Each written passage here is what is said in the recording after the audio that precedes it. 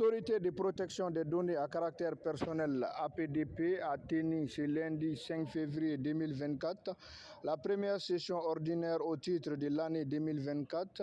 La session s'étendra sur 10 jours au cours desquels des dossiers seront soumis à l'appréciation de l'administrateur.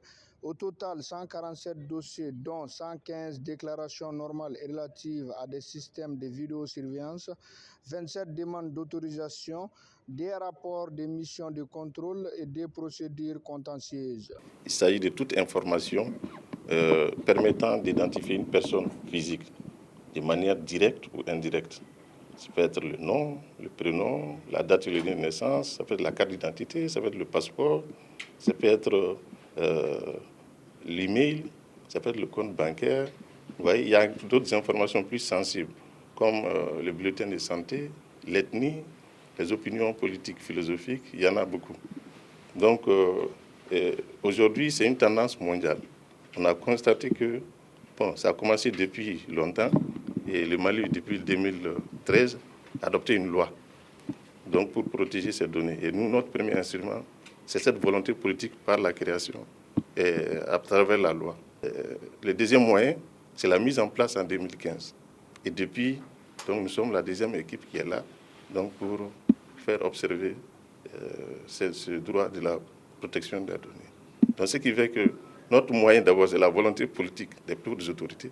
Et également, nous, la mise en place des autorités, du personnel et des commissaires, nous sommes la seconde équipe donc, pour défendre ces droits-là.